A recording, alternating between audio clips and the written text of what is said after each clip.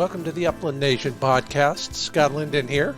Glad to have you aboard as we venture into the uplands, chasing after a good-looking dog, right? That's the whole point.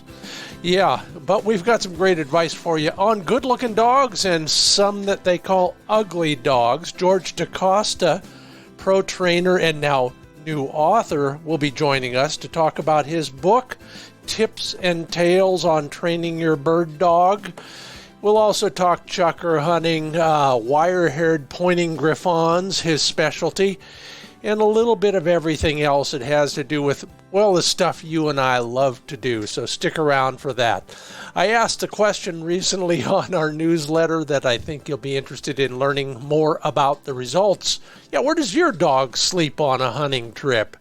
And then we'll build a dog training tool for better steadiness. I picked this up from my good friend Bob Ferris, who's kind enough to share so many useful tips with me. This one will help your dog with steadiness in a way that, well, nothing else can. So get ready for that. It's all made possible by Sage and Breaker Gun Care products, Pointer shotguns, Mid-Valley Clays and Shooting School, TrulockChokes tubes, MidwayUSA.com, Purina Pro Plan Sport, and HiViz shooting systems. See what you've been missing.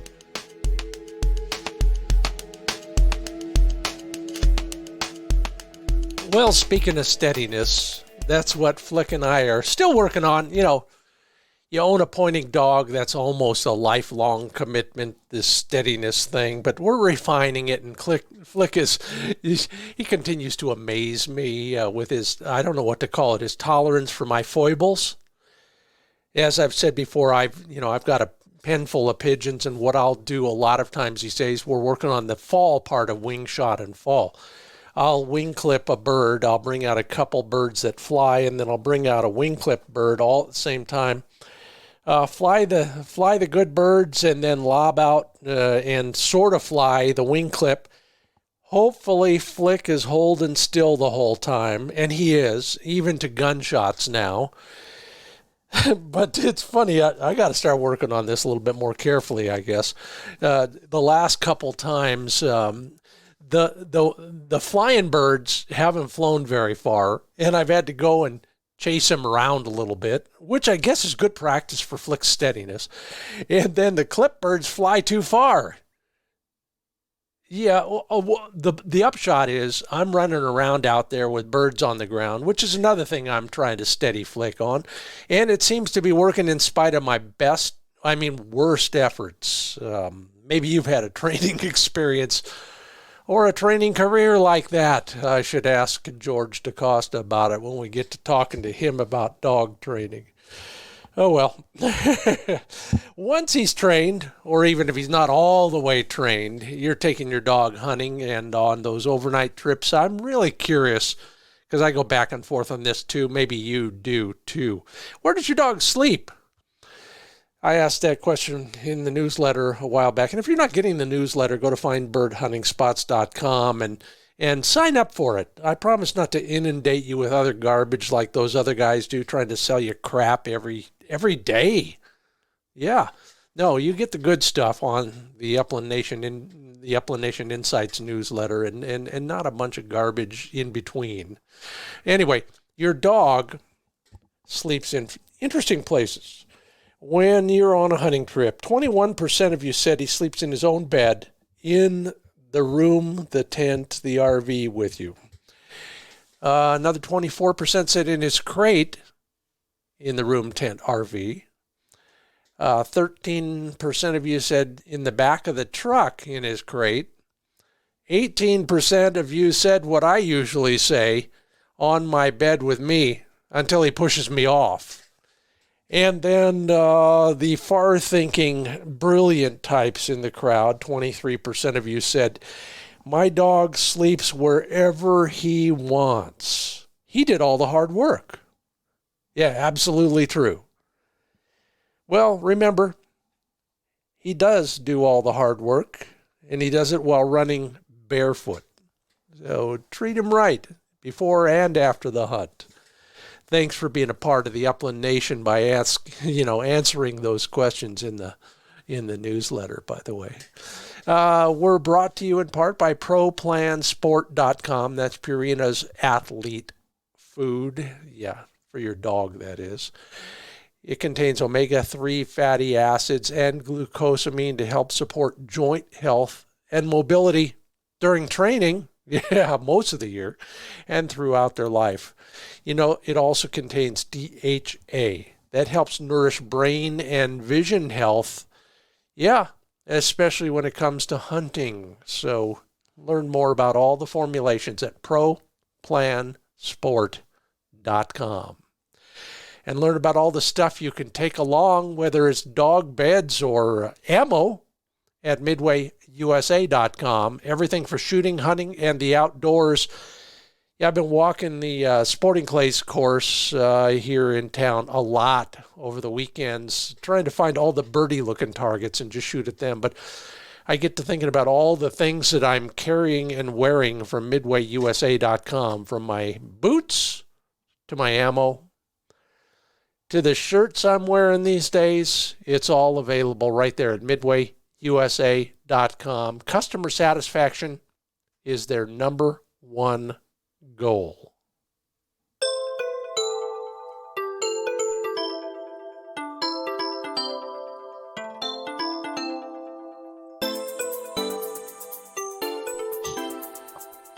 Well, I got the book. I read it through and through, enjoyed the heck out of it, and this guy has something for everybody. I want you to welcome to the Upland Nation podcast author, pro dog trainer, chukar hunter, and owner of Wirehaired Pointing Griffon. So we're almost cousins, George DeCosta. Thanks for joining me. Thanks for having me. I appreciate you having me on. Hopefully your listeners will enjoy it also. Yeah, there are only 2 degrees of separation when you get into the bird dog and bird hunting world, and that's all we got here. It's incredible how much we have in common. With just about everybody. But it's been a Griffon week for me. I was at my favorite watering hole a few days back, and a Griffon puppy was carried in, and so of course we had a lot of fun with that. And carried in was the operative term, because you know as well as I, a young dog shouldn't be rooting around on the ground where all that parvo is, right? Yes, exactly. Yep. And so the other guy that comes up and starts loving on that puppy has a 10-year-old Griffon. So perfect timing. Welcome to the club. Here we are. George, let's start with the book. Okay. I asked a lot of people who I should talk to who's got a good book out, and your name came up more than once. And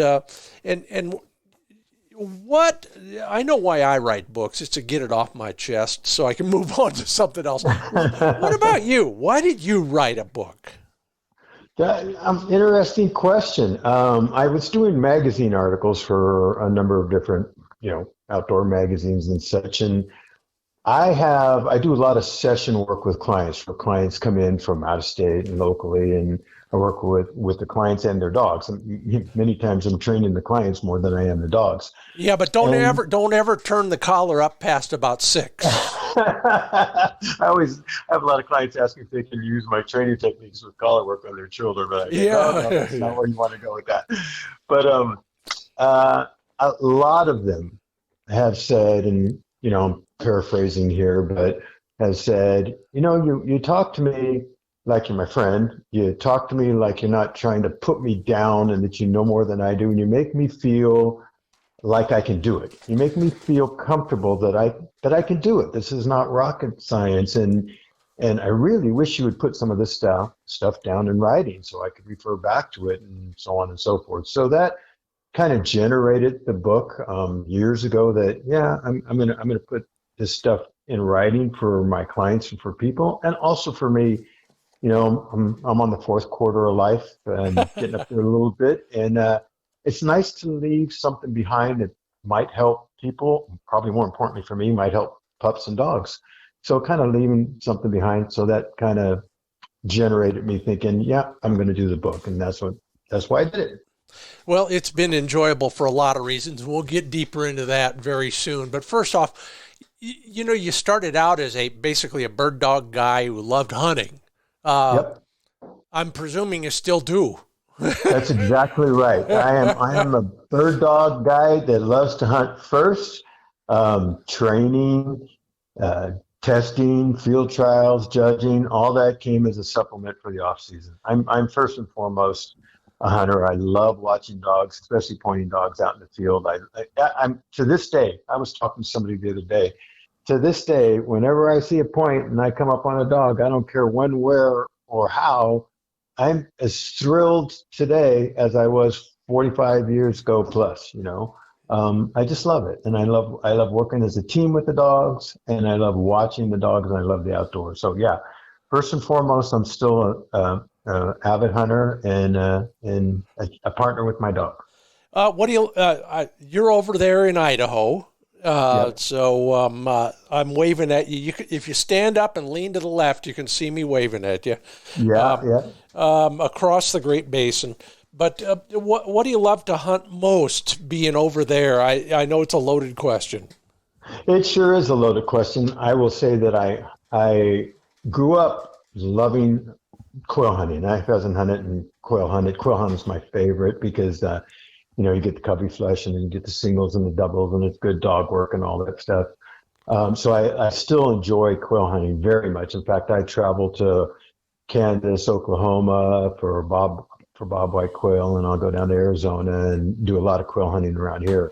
But having said that, the chukar hunting, where I'm sitting right now in my main house, I'm looking out and I've got the Wirehaired in front of me, and I've got a whole bunch of different chukar hunting areas, 360 all the way around me.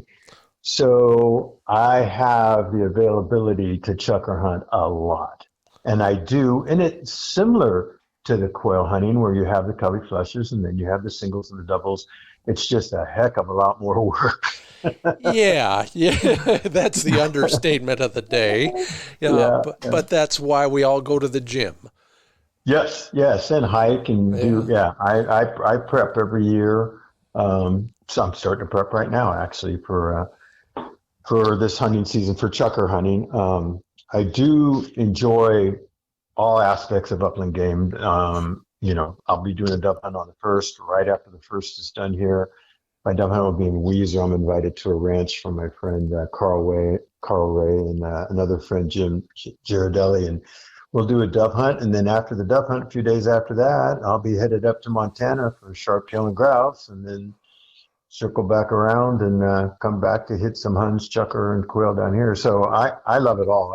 I like to travel across the United States, meet people, meet new dogs, and enjoy life.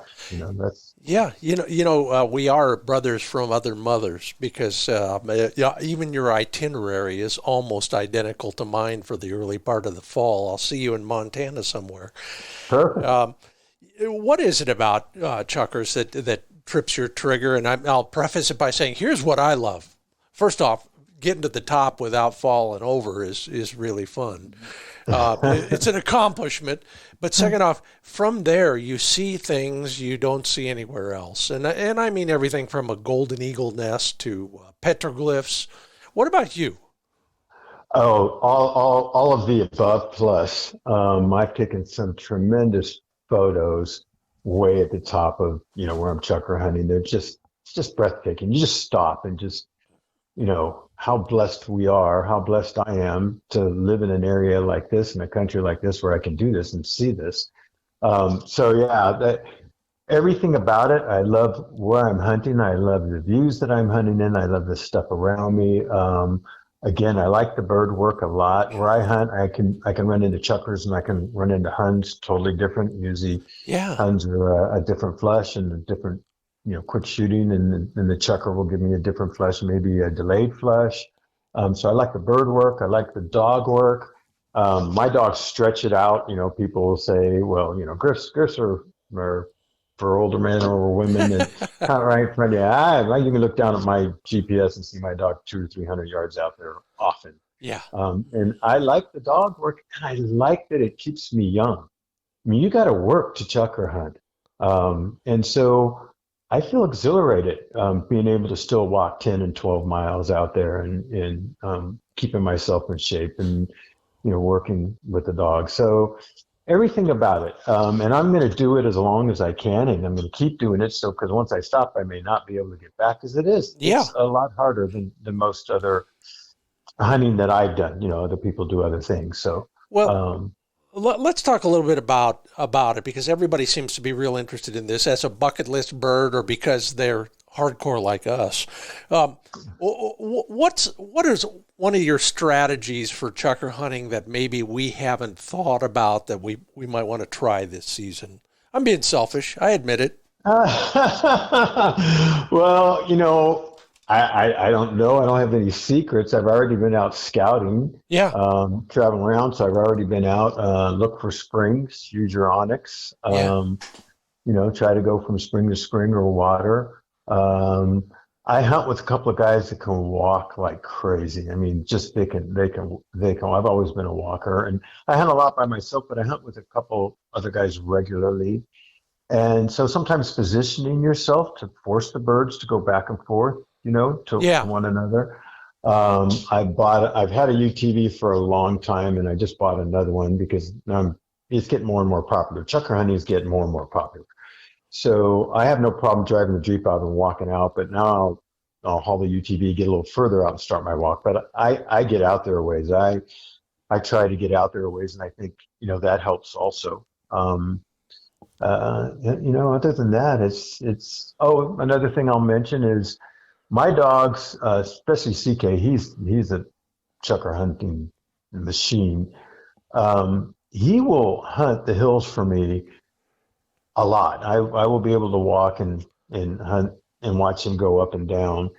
And once he starts finding birds, I will look at where he's at on the hill. Is he on top? And then I will try to hunt that elevation as much as possible. So you find them at that elevation. And of course, there's cheatgrass and sage and rocks and the other stuff that you look for, that everybody looks for. I don't think I'm sharing any secrets. It's just time in the field and working and having a good dog is real important. So go ahead, tell me some secrets, because I'm open to yours. No, you used up all mine. That's all I got. No, but you talked about something that I learned a long time ago, and the way we do it, and I'm curious to know how you do it. And that is, you said, if you have some friends and you're hunting together, you push birds back and forth. We would side hill, and the guy on the high side would be 50 yards ahead of us. So birds running up might run into him first, and they'll come back down, or vice versa.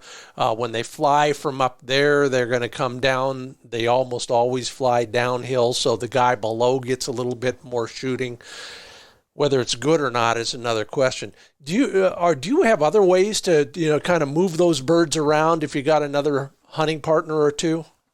Well, basically exactly what you said. That's why I said I have two guys that walk really, really well. My friend Gary Namola, he used to be a extreme mountain climber, and if the birds are up on the hill on the cliffs, he's going, and I just can't make it that far up.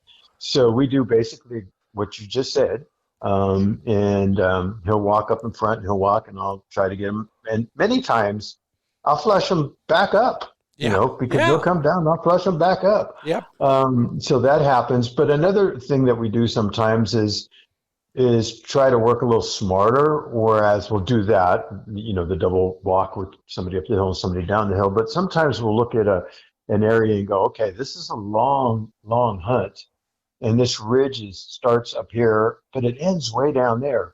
So we'll take one UTV, drop it down at the end, drive way back, and then be able to hunt that without having to walk 12 miles in and 12 miles back up. So we'll do that too. So that's another thing to consider doing if you have somebody to hunt with that has two UTVs. Yeah, we started doing that a couple of years ago on Huns. There's some spots that I go to. Thank you, Felton, by the way, where there's Huns, and they're at the other end of a long walk like that. So we're starting to spot vehicle down at the other end as well when we can. It seems to work. You know, the other thing that we've done, and check me on this, I find, especially chukars, but the quail too, when they're up higher, are in little bowls or on saddles, between two ridges, things like that, little low spots. And you can do what we've been doing a lot in South Dakota these days, and that is, okay, if that bowl is yay big, put guys on a couple other corners. You got to be careful about how you shoot, but you cut off some of the escape routes. Sure. Yeah, absolutely. I'll have guys walk around the bowl. Yeah. As we walk. Yep, absolutely. I want to say something about the huns just because I marked it down when you said huns. I train a lot of dogs and a lot of young dogs. And in this area, I don't recommend, we have pheasants here and things of that nature. I don't recommend your first birds be a pheasant on a young pup because you know how wily pheasants can be. But if they can get them on huns usually hold and flush, one time, boom, they're gone. That's really good for a young dog. So if you have a place where you can get your dog on huns at the beginning of the year or your first few birds, not planted birds or training birds, I think huns are great for dog work, for young dogs. Oh, I can't agree more. I mean, even for old dogs. Even for old hunters. Yeah. Yes. Hey, you're listening to the Upland Nation podcast. I'm Scott Linden. That's George DeCosta. George has a book out now, Tips and Tales on Training Your Bird Dog. George, let's talk a little bit about the book. I'm particularly intrigued with a chapter you call The Diamonds of Life, but there's some others in here, and I want you to take me to school on one of the most important things we try to train for, and that is steadiness. Before you joined us, I talked a little bit about what me and my dog are doing especially to ensure that he's steady to the fall part of wing shot and fall. But how do you introduce the whole concept of steadiness? I know you have a chapter on woe, and I believe that I'm safe to say that you, like many of us now, teach woe, the command, as an obedience command, separate and distinct from the natural pointing instinct. Am I on the right track there? Yeah, exactly. Yep.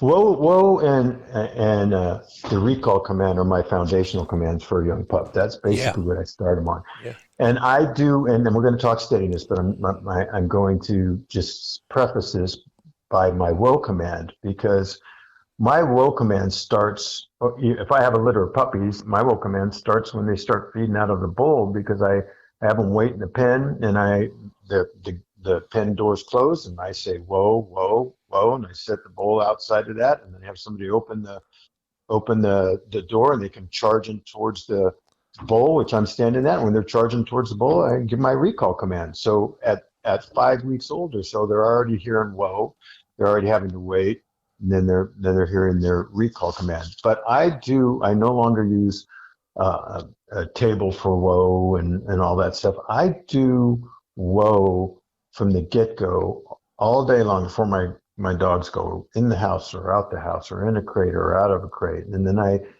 do the additional formal training as we're moving around. I might do the whoa post, or I might do the half hitch under. But by the time I get to steadiness, my dogs whoa really, really, really well.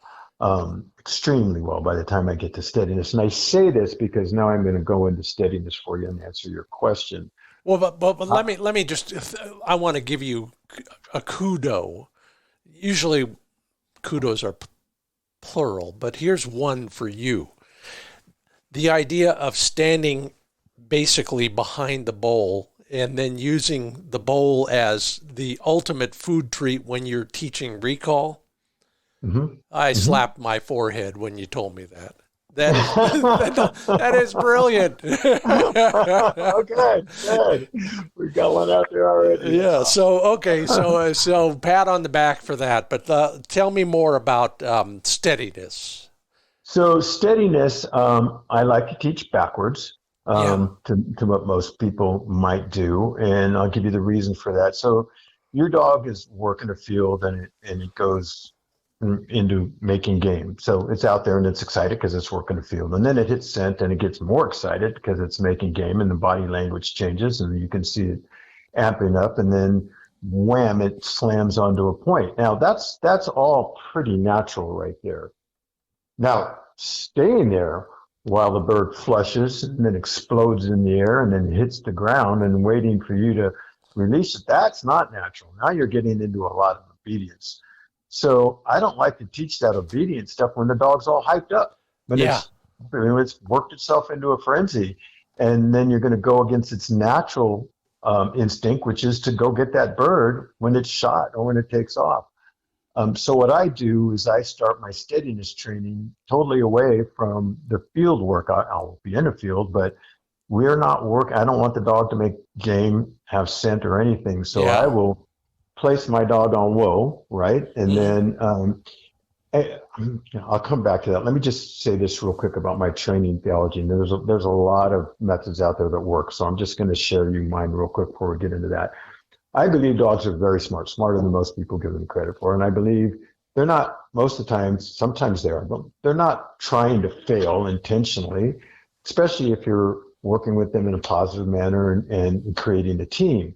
So if I have my dog learn to learn where I show it or demonstrate what I want it to comply and get it to comply in whatever technique that takes, and then reward it in its compliance with every reward, turns it on, pet on the back, roughhousing, treat, whatever, and make its world better, then it'll want to do more things for me because it has learned that, hey, when I listen to him or her and I comply, the world's a better place. This is great.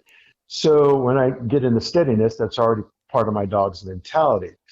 So I put the dog on whoa, and no dog's whoa for many times. And I will then flush a bird in front of it, and the dog will be hyped up and ready to go. But if it moves at all, I'll just say whoa, and then I'll pet it on the back from its neck back. I don't touch it on its head because that's my release command. So I'll softly pet it. Yeah. Good boy, good girl. Flush another bird. Good boy, good girl. Flush another bird. Whoa. Good boy, good girl. And basically we're desensitizing the dog to the flush. But we're also telling it, whoa. We're telling you to whoa, so you stay here. You already know to stay here, right? You already know what whoa means. So now we're getting you used to seeing the bird flush and hearing the whoa command with the flush and getting praised for it. And then at some point, toss a bird or shoot a bird. I will hold the collar at that time. The bird hits the ground and release. So the dog gets its reward by getting a bird in its mouth. Then I'll add gunfire to it. I will put the dog on whoa and I'll shoot the gun with nothing there. Boom, whoa, boom, whoa. Good boy, good girl, good boy.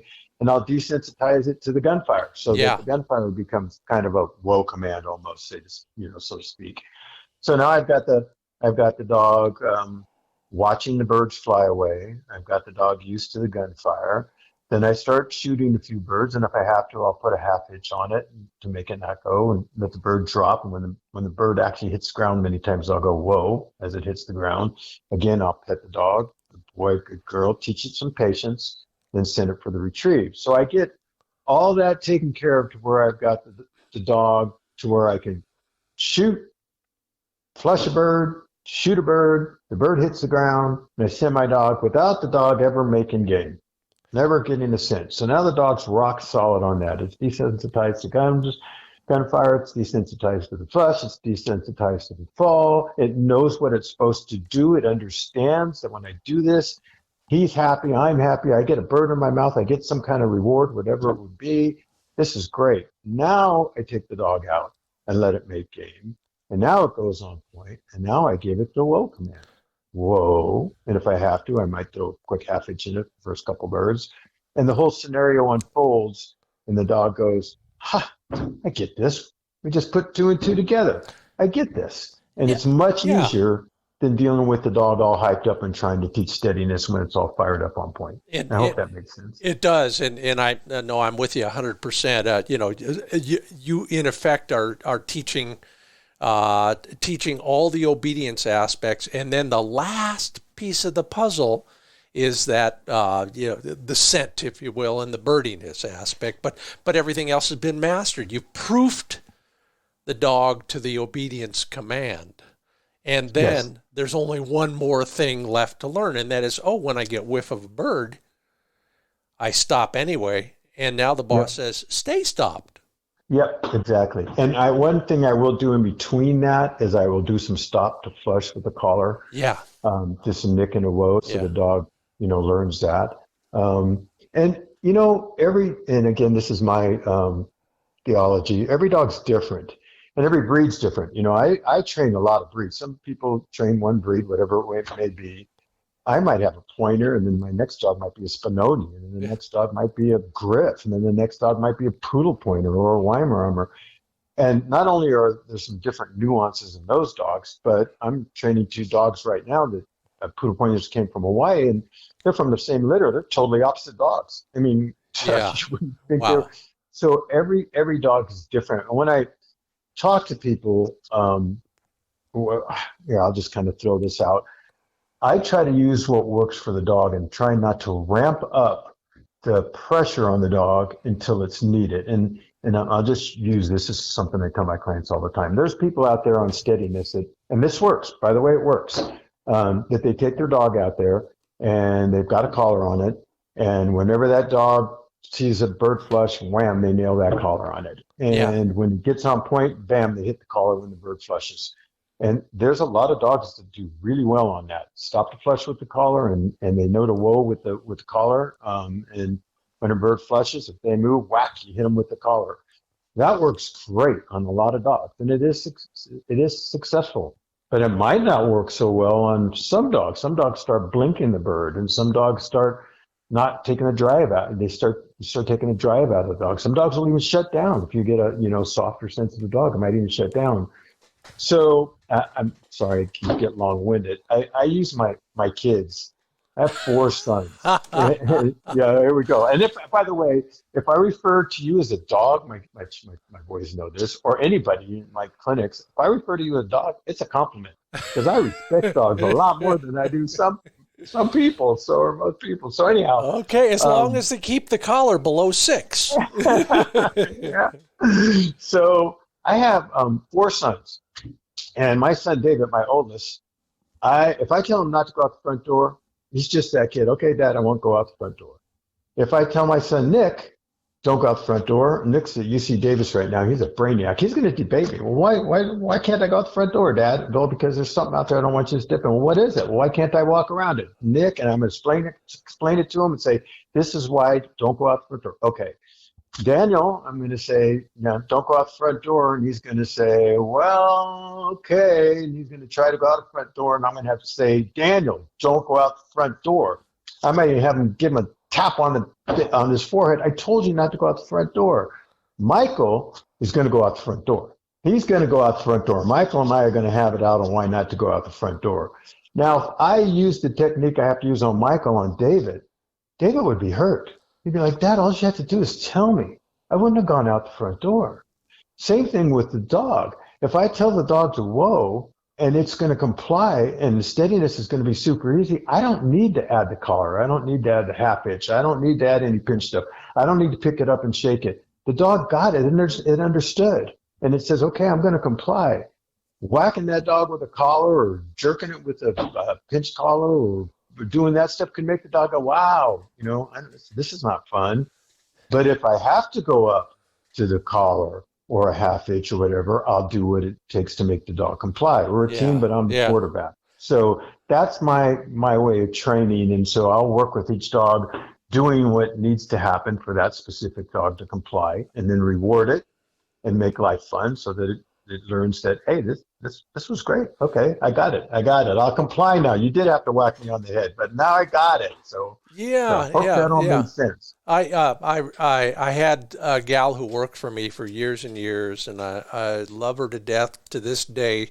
And she was married to a state trooper, and when you go to the academy, you learn what they call a continuum of force. And in human terms, it's one thing, but in dog terms, it's another. So in dog terms, the continuum of force is verbal, and then it proceeds to some sort of louder verbal, and then various physical manifestations from a collar jerk to a half hitch to an electric collar, whatever it is. Like you said, pick it up and shake it. So you have this continuum. You start as far down on it as you can and use it as you need to, just like you described. In humans, it's different. It ends up with a taser or something like that. But the idea of a continuum and having that repertoire of ways to teach, correct, direct, sounds like the key. How do you decide? Is it experimentation, trial and error? You described how you do it on 4 boys. On a dog that's just sitting there, or you're working with a dog, are there indications that say this dog needs to be way down at the laid back end and this one needs more? I start at the way down always. Yeah. I will give the low command, and then if it doesn't comply, then I'll throw a half inch on it. If it doesn't comply, then I'll go to the collar, pick it up and shake it, and then I'll go to the collar. So I always start at the lower end, because if the dog complies at the lower end, why do I need to go any higher? If I need to, I will. So that's how I progress through the training in that method. The other thing I do is I used to teach martial arts for many, many, many, many years. And I coined a phrase in my training that repetition creates an automatic response. That's kind of like how I do with my low training. I get it. All the stuff. So that's what we're doing. And we're just doing reps again and again and again. Not too much, not so that it gets boring or gets to where the dog doesn't like to do it. You want to leave it wanting, but we're doing a number of reps, and we're being very positive at the end. So whatever the dog complies to, and whatever it took to make it comply was only what we needed. At the end of everything, it's enjoying itself. It's like, okay, I get it. Even at the low command, if you think when the dog's a pup, it learns to wait for its food, but then it gets its food. It learns to wait to go outside, but then it gets to go outside. It learns to wait to come out of its crate, but then it gets to come out of its crate. So you're kind of teaching it. If you comply, you get what you want in the long run, and we're both happy. And so that repetition of doing that all the time gets the pup or dog to do it automatically. Go ahead. It's a matter of, first off, a puppy, of course, needs almost immediate gratification. But then what you're describing is delaying the gratification longer and longer and longer. And that's what you want, because the dog is up there on that ridgeline pointing a covey of chukars. It's going to take you 10 minutes to hoof your way up that shale-covered slope. He's got to hold it that long. And that's the way you teach it, it sounds like. It is. And I'll give you a quick tip on that right there. This is I have a whole bunch of stuff on common mistakes, but a common mistake on a dog that points and you want it to hold. First of all, if you want to teach it to be steady, to flush wing shot and fall, that absolutely helps. But a mistake that I see a lot when I'm working with clients in the field is that the dog will hit a hot spot or go out and point or go for it. I don't care. But it's not on a bird. There's not a bird planted there. And they call their dog off. They go, no, come here. All right, come on. And they call their dog off. I have all my clients, if a dog or puppy goes on point, I don't care what it's pointing. You walk all the way to that dog, whether it's 2 fields out or 40 yards out. Yeah. And you pet it. Whoa, good boy, good girl. You look for a bird, there's no bird. And then you release your dog. And the dog finds out there's no bird. Same thing when they find a bird, so on and so forth. But what you're doing is you're building confidence in that dog that you'll show up. If it goes on point, you will show up, and then you get a bird. So that's a mistake I see a lot. If that dog goes on point, get to that dog. Let it know that you're trusting it. You're trusting its nose. You're believing in the dog. And whatever it takes, you'll get to your dog, and they'll hold point longer out in those chukar fields. I love that. And I want to ask you, the next crucial aspect of that is when you're there and you found no bird, Do you just release your dog, or do you walk them away at heel in a different direction? I've loved that idea. I've seen it in field trials. I've seen it in hunt tests. The idea of never letting your dog just barrel into that spot, but to go away and get somewhere else before you release them. You try that? Yeah, I know. I do too. That's two separate things. Yeah. One is for testing, one is for hunting. So here's the difference, in my opinion. I always pet my dog from the shoulders back, and then I tap it on the head, and I let it go. I let it figure out that that's a hot spot, because it's got to learn its nose. To me, it's got to learn, oh, that wasn't quite enough scent for a bird. I understand. I didn't get that bird. I also, if there's a bird further up, and I have it in the launcher, and I go pet it, can't find the bird, I know where the bird's at, tap it on its head for its release command to relocate. And if it gets too close to the bird, bam, I fly the bird away and we walk away. Yeah. So it starts learning, oh, same thing. Even if he releases me, if I get too close to that bird, the bird goes bye-bye. So in normal circumstances, I will let the dog learn how to use its nose and how to relocate. Because I'm going to relocate. So, chukar hunting, sometimes you relocate 2 or 3 times. And I want that dog to have confidence that it can relocate and go back on point. Now, if I'm in a test situation, totally different scenario. Your dog is hyped up. It just saw a bird maybe take off, or it's got its nose in the ground and it wants to get a bird. Now I might go pet the dog, grab it by its collar, especially if a bird flushed someplace, and turn it around and release it in the opposite direction, because I'm giving my dog a chance to calm down. I call that rebooting my dog. Yeah. I'm like rebooting the computer. I'm trying to reboot my dog so it's not fired up about the scent that it just had in its nose, or the bird it just saw fly away. That we reboot it, start it in a different direction, turn it in a circle, and then calm it down. So that's a whole different scenario to me. That's great and very useful. George DeCosta Jr. is the author of Tips and Tales on Training Your Bird Dog, now available at huntinggriff.com. That's where you learn everything about what George does in the way of training, clinics. You doing any breeding these days? I don't do any breeding, so to speak. I've got a couple contract dogs that I breed. I do. My stud CK does a lot of breeding. He's starting to time out, so I usually lucky boy. I'm getting to the age where breeding's hard. At least it is on me. You lose puppies, and you have to take care of all the puppies and all that stuff. And I get pretty emotional about that stuff. And like I said, I'm on the 4th quarter, so I'm trying to do all the stuff that makes me not have to be stressed or deal with a lot of painful stuff. You know what I mean? So I do. Yeah, I'm right there with you. I'm literally, chronologically. So yes, indeed. We got lots more to talk about. I want to talk about a day in the life of a pro dog trainer. We're going to do some more hunting tips. We're going to talk a lot more about what's in the book and some equipment. And then I'm going to help everybody with a DIY project to keep your dog a little bit steadier out in the field when you're training. That's all coming up after a quick break. George, you can put both of them up for a minute or two. I'll bring you right back in just a moment. Okay, we'll do. We're brought to you in part by HiVizSites.com, and you spell hi, H-I. You spell Viz, V-I-Z, HiVizSites.com. See what you've been missing? They have magnetic, screw attach, and plain barrel sights for your shotgun. They'll fit most every shotgun on the market. I'm looking at a pile of a variety of sights right now, and I'm experimenting with all of them. Seem to be doing some real good for me. Might do some good for you too. Now, depending on your shooting style and what you're trying to accomplish, different light pipes from HiViz might be for you. They got all sorts of beaded sights, light pipe sights, tritium sights, you name it. Check them all out at HiVizSites.com.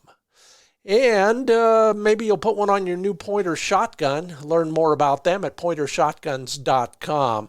I just, luck or something has gotten me into a bunch of sponsors who all offer incredible service and warranties. including Pointer shotguns.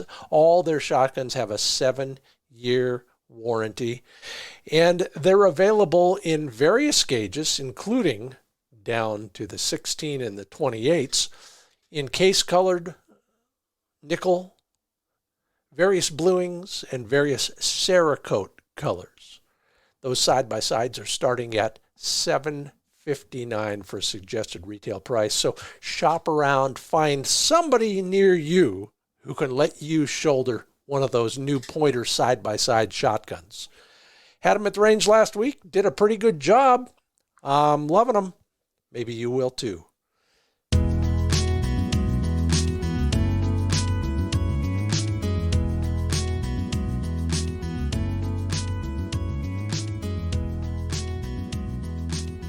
And welcome back, George DeCosta Jr., to the Upland Nation podcast. Thanks again for sticking with us.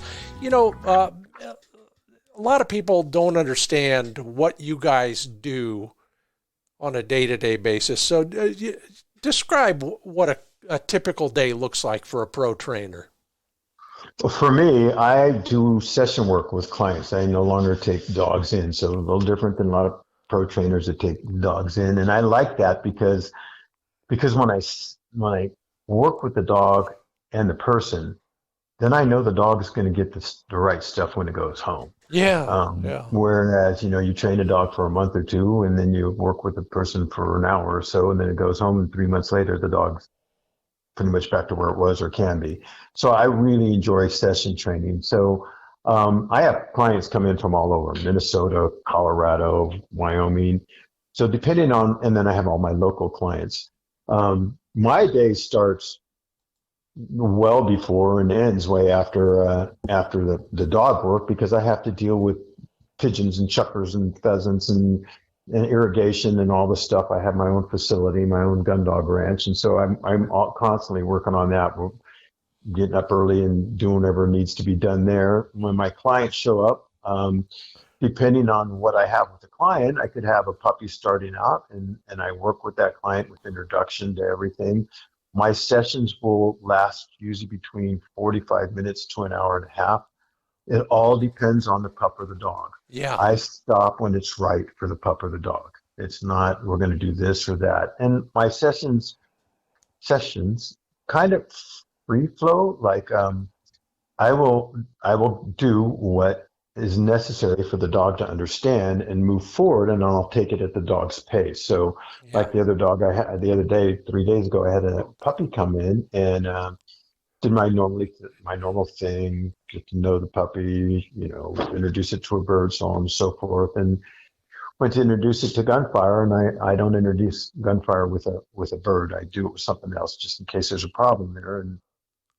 And sure enough, dog's way out in the fields, and when we do a tour, I'm with the dog and the owner, and I have my friend, he trains with me, Sherman Murray. He shoots a 209 pistol, and I can see the dog's gun sensitive, or noise sensitive, I should say. Yeah. So the training changes right there. You know what I mean? We're going to take this slow. We're going to do this. We go back and forth. So I will work with that puppy and do whatever it takes. I will back off, go further out, do other things. But anyhow, my next dog, was a high-strung setter.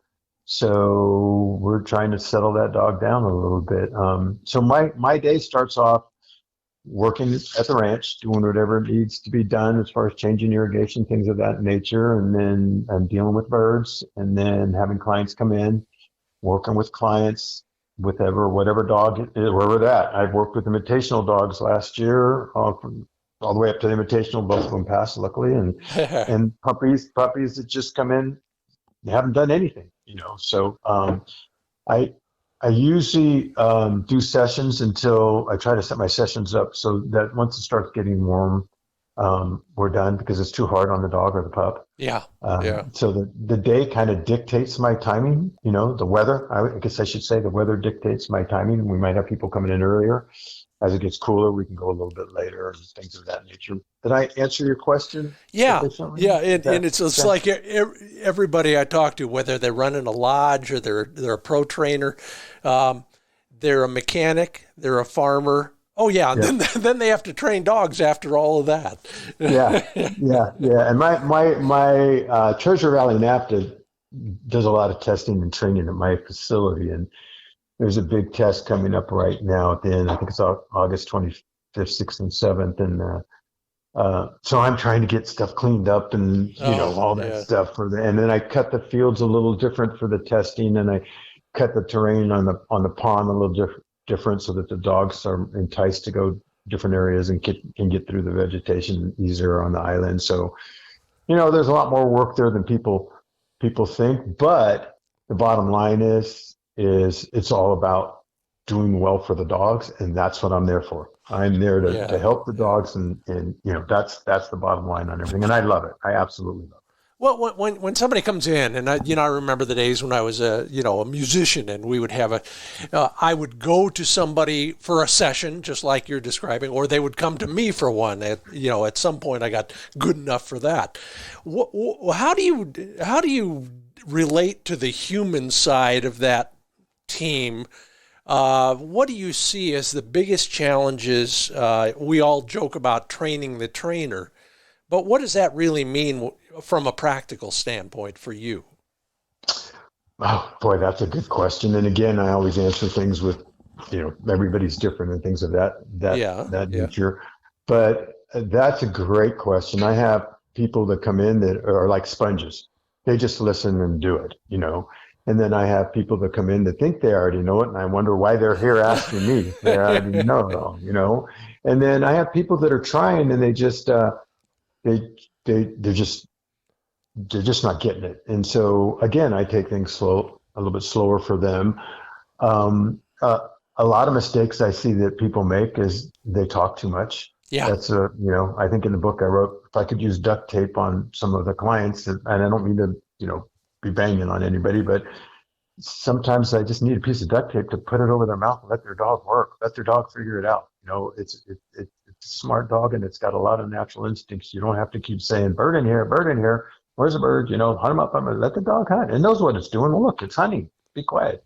So I get a lot of that. I get a lot of mistakes like you shoot a bird or toss a throw bird, and the puppy brings it up or the dog brings it back, and first thing we want to do is take the bird away, and that's a huge mistake. I have to say, no, don't take the bird away. And I talk to them about that. And so I'm kind of coaching them through that. Pet your dog, let it have fun with that bird, as long as it's not chomping, let it walk around. I usually have it on the lead on those first few birds. So I'm watching the human just as I'm watching the dog.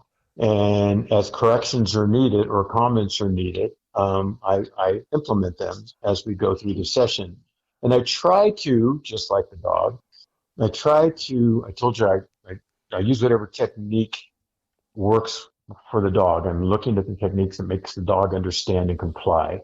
I try before I ask it to comply. I want the dog to understand what I'm asking it to do before I ask it to comply. Once I know that it understands, then I can make it comply. With a human, I'm kind of doing the same thing. I'm trying to preempt a problem. I'm talking to them about, not doing this or not doing that. Don't walk straight up behind your dog once it goes on point. Have you ever felt somebody walking up your back feels uncomfortable? If it feels uncomfortable to the pup and it breaks, it's going to break all the way. It's going to go. So walk to the side so it sees you when it goes on point. So I'm talking them through the situations before the situation gets there most of the time. And that helps with everything. And I think that's why I wrote the book. And we're getting back to the start there. They're saying, you're telling me stuff when you're talking to me like I'm your friend and explaining things to me so I understand and not letting me make a mistake and then yelling at me or saying, you dummy, you do that. You're explaining it to me so that I understand it. So hopefully I don't make the mistake. And if I do, then you're explaining to me what happened and why it's not good for the dog, and in a manner that is diplomatic and calming and understanding, and not a shot caller, not the 6+, So that's how I'm working with clients. I hope that made sense to you. It does. And the first time I wrote a book about this topic, I said over and over again, people, just watch your dog. Think about what you're seeing. Have you ever used those lines on like more than a few hundred of your customers over the years? Yeah. Just watch the dog will show you so much. It really, and I do that too, by the way. I'll see the dog make game on I have a lot of young children that come to work their dog and first time hunters, and I'll say, do you see the dog, making game right now? See the body language change? Yeah. I see what you're talking about. Yeah. Just watch that dog. Hey, I'm going to mention something you said. We're on parallel lines and all that stuff. I'm also a musician. Oh, no kidding. Yeah. Grew up music. I'm from Hawaii. That was a big part of our culture. My dad was a professional musician for years. Oh, my God. When you go to our hunting camps, there's going to be music. My friend Bruce Collette, who I've hunted with for well over 40 years, he's a professional musician. His mom his aunt has a few Grammys. And so anyhow, what we're doing is we're playing guitar and singing and having whatever whiskey or beer works well. And that the end of the day of our camp hunting is music and fun and stories and it's a kick in the butt. So anyhow, I thought that was interesting. I'm leaving a guitar in my new travel trailer, by the way. I always have one in my travel trailer. And we have the same travel trailer. I know, it's so funny. So we will, somewhere in Hawaii, we will get together soon. You're listening to the Upland Nation podcast, Scott Linden here. Yeah, I know that's another rabbit hole, but George DeCosta Jr., the author of the book Tips and Tales on Training Your Bird Dog, he understands. Okay, so what style of music are you playing, George? Oh, I play a little bit of everything, a lot of country, Hawaiian music. I grew up Hawaiian. Oldies, I like oldies because I played with my father who played all, the old Sinatra and all that stuff. I was a jazz drummer when I was young. I don't drum anymore, so I was a jazz drummer. Love it. I like pretty much all music. There's some that's a little too heavy and everybody has their own taste. So as a drummer, you can appreciate this. So how do you know when the stage is level? How do you know when the stage is level? The drummer drools out of both corners of his mouth. Oh, gosh. All right. Okay, back to bird dogs and bird hunting. Feel free to steal that. You got a lot of gadgets, and I'm going to talk after we break off. I'm going to talk about a gadget that our mutual friend Bob Ferris taught me about. But what are some of the things that you use on a regular basis that we may not have thought about? Now, you mentioned the half hitch. We all know about collars. Is there anything else that you find that you wear out? That's how frequently you use it. Well, everybody knows about launchers and all that stuff. I will say probably one thing that I don't see people use a lot, and we'll go back to steadiness, but I use this for duck search and stuff too, is I have a bolt.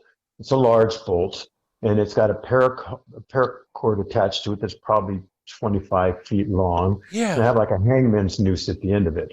And so I slip that over the bird's leg above the knuckle. Not above the foot, but above the knuckle or elbow, or whatever that would be called. Yeah. And so when I'm doing steadiness drills, after we're launching the bird and saying, well, so on and so forth, and I get to where I want the dog to be steady when the bird's shot, we will toss that bird in the air from the ground or make it fly from the ground. And when it hits the end of that cord, I will have somebody shoot. It looks just like a bird was shot. Sure. So it flies up, hits into the cord, bam, and then it falls down, and you make your dog stay steady. So we do that a number of times to get that dog used to seeing the bird explode, right? It kind of flies up, hits into the cord, bam, looks like it's shot, falls down. So I use that paracord for that. I also use it I'll grab it when the dog's standing there on the rope, and I've flushed a few birds. I'll take one of the birds out that's on a paracord, and I'll swing it around. Yeah. Make that bird swing around. And I like the bolt because when the bird flies, when I do let the bird fly, it can kind of go just a little ways, but it does look like it's hit. I use plastic, cardboard and the plastic flight limiters and stuff, but the bird can fly too far. I like it to look like it's shot. Yeah. And that's why I use that. And actually, you mentioned Bob Ferris. Bob Ferris is the one who showed me that. He used lead anchors for geese or something decoy weights, I'll bet. Decoy weights. Yep, exactly. Yeah. But I also use that for a lot more. I use it for that. I use it for whirling around. When I start my duck search, I like the dogs to see the bird on the other side of the pond. So you bring the dog to one side of the pond, and I'll go on the other side if I have my client with me and or an assistant trainer, and I will have them set the dog down, and I'll be on the other side, and I will take the duck, have one wing clipped, and I'll do the same thing. I will swing the duck around with that paracord, so that dog gets excited as heck, and then I'll toss the duck so it splashes in the water, splash, and then I'll have them take the dog away, take it out to the field, so now it's going to be a marked retrieve, right? Yeah. So now I'll pull the duck back in with the paracord, drag it with the paracord to one side or the other, maybe do two, and then take the paracord off with the slip the hangman's noose and put the duck, and I'll leave, and they'll bring the dog back, and now the dog knows there's a marker's over there, it's not there, and has to do the track and find the bird. But that twirling it around with that paracord and then slapping it in the water out in front of you and having the ability to pull it back in and drag it is kind of an added thing that some people may not be doing. So that little paracord with the bolt is a pretty good thing that I use a lot that maybe some folks aren't using. I don't know. No, that's a great one. I've used over the years. I've seen other people as well use what they call a pigeon pole, and it's basically the same idea, but it's a pole. You just jam it into the ground, and the bird can fly. At the top of the pole, it's tied off so it can fly that far. And that's, you know what that does? That keeps a lot of that cord from tangling in some of the heavy stuff that we got here. So it's a variation on the same thing. How about on the hunting side? I if you were to dig into your vest and find one thing in there that maybe we did not think about, but we probably ought to bring along with us, what would you suggest? Well, I'm the guy that carries a bunch in his vest. I'm the guy that, people don't carry anything but shotgun shells sometimes in their vest, but when something happens, they're coming to me. So a couple of things that I have is I have Q-tips for pulling stuff out of the dog's eyes. I open up the dog's eyes and pull it up. So those are light, the Q-tips. I carry a little hemostat that's about the size of my palm, maybe a little bit longer. And I do that for, sometimes you'll be able to see cheekgrass or something inside of a dog's ear. And I get my dogs used to me cleaning their ears and doing stuff with their ears anyway. And you can reach down there and grab that. So I would say most people that I hunt with don't have the Q-tip in their vest, and most of them don't carry a little hemostat in their vest. So that's probably two things that somebody might not be carrying. And if you hunt chukar country, it's usually my dogs go in 3 times a year for getting foxtail or cheatgrass out of someplace, right? Absolutely. Excuse me? Absolutely. I know the feeling.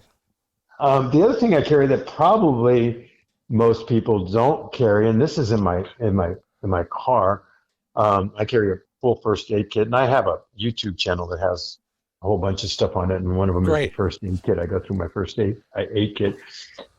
There's an otoscope you can buy, and again, I get my dogs used to me going into their ears and doing stuff. And the otoscope is made for vets, I think. I'm not sure. At the top of the otoscope, it has a split where you can stick a alligator hemostat down and grab something.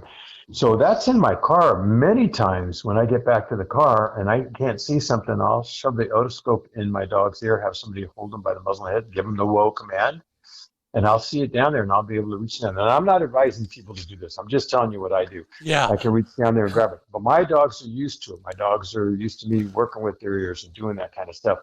And many times that has saved me a trip to the vet in the evening or what have you, or a punctured ear that it works down there and hits because you leave it in overnight. So that's something that probably most people don't carry and that I do. And of course, I have a staple gun and all that stuff in there too. So, yeah, in fact, there's a great list starting on page 23, I think, of all the stuff in your kit. There's so much in this book, we need to do this all again. But in the meanwhile, the title of the book again, Tips and Tales on Training Your Bird Dog.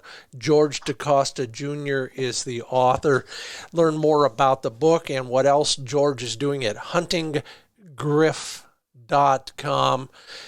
George, if you were going to leave us with one aspect of bird dog training that, the stuff that we want to put above the door of the kennel as we're going to touch it with our hands every time before the game, what would you tell us? If it's not working and you're starting to feel frustrated or upset, stop. Yeah. Start over another time, because it's going to do no good for the dog and no good for you, and it's not going to be a good situation. So sometimes things work and sometimes they don't. Do what works for the puppy or dog, and if it's not working, you're getting frustrated, stop and start over another time. It's not going to benefit either one of you. It's probably really not going to benefit that pup. I see so many people get frustrated and they try to train while they're frustrated or they're upset or it's not working, and it seems like a weird one to throw out there, but I just have seen what it does. No, I'm in total agreement. Absolutely right. Keep up the good work. Maybe I will see you and your guitar. Just don't bring a snare drum. That I won't. Although I have some bongos and other stuff. Bongos. I love it. Great. George DeCosta, thanks so much for joining us here on the Upland Nation podcast. Have a great day. It was my pleasure. Thank you. You bet. And don't you go away. We're going to talk about that DIY project to help your dog with steadiness in the field. That's the joy of it. It's all coming up right after a couple messages. The first one from sageandbreaker.com, gun cleaning and care, including their brand new boar. Man, I'm so stoked. Boar cleaning solvent. Yeah. If you shoot a lot at the range, and I've been doing it lately, I've been using a lot of that boar cleaning solvent just to kind of start the process, then go to one of the snakes that they make for you at sageandbreaker.com, as well as transport, cleaning, gunsmithing gear, you name it, they got it at sageandbreaker.com. And when you're cleaning, of course, you're cleaning your choke tubes as well. And I like my TruLock choke tubes, TruLock, TrulockChokes.com. Big news, if you're a dove hunter, they have created a standard for dove chokes that is slightly different than anything else you'll have out there, specifically to tighten the exit diameter and improve pattern density on those kind of we'll call them the promotional shot shells that you use a lot of times for dove hunting. The $8 and $9 box shells. This will help you, and they got it in 20 gauge now too. Learn more about their new dove chokes at TrulockChokes.com.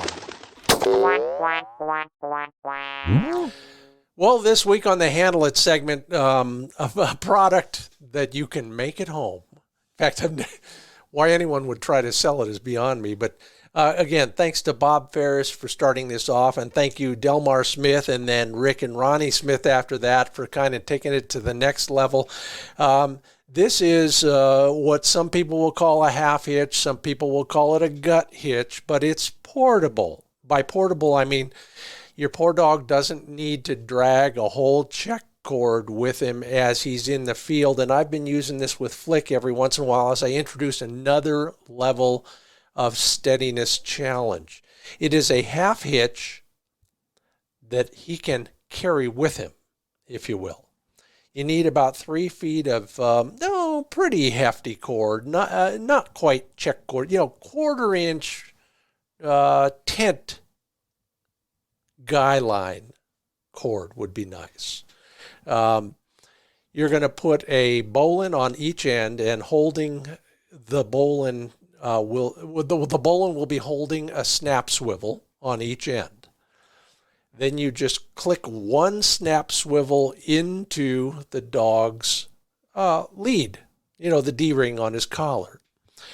Take the other end, bring it back, wrap it around his waist, clip that swivel snap to the cord, and poof, he can still run around, but when he does hit a point or you order him to whoa, you've basically got a half hitch that you can just walk over, pick up like a suitcase handle. In fact, some people will even call it that.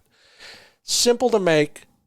It kind of frees up your dog a little bit. It's the next step after a check cord with a half hitch on it. Bob Ferris calls it the gut hitch, and I understand why. I've got pictures of it in my books. I've got pictures of it on the website, finebirdhuntingspots.com. It sure makes life simple for you when you're training that next level. Hopefully, you graduate from it fairly quickly, but for a while there, it is absolutely the best thing that you will use to steady your young dog. And here's some big news. If you are shopping for a shotgun, don't neglect the internet, especially midvalleyclays.com.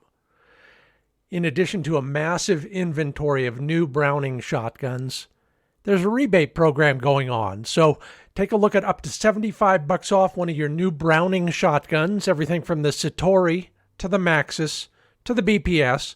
No matter your shooting style or your preference, call and ask for details. Get all the information you need at midvalleyclays.com. Well, thanks, George DeCosta Jr., for all the insights and advice, and watch out. I'll have somebody tune my guitar. Maybe we'll get together sometime in the Owyhee this year. If you want to learn more about huntinggriff.com and all the things that George is doing, that's the place. And if you will, please tell one person about this podcast. That's how we grow. I appreciate all your comments at the social platforms. Those of you who take the listener surveys in the newsletter, sure am grateful for all of your support and comments. I'm also thankful that we have such great sponsors. SageandBreaker.com, PointerShotguns.com, ProPlansport.com, MidValleyClays.com, and TrulockChokes.com.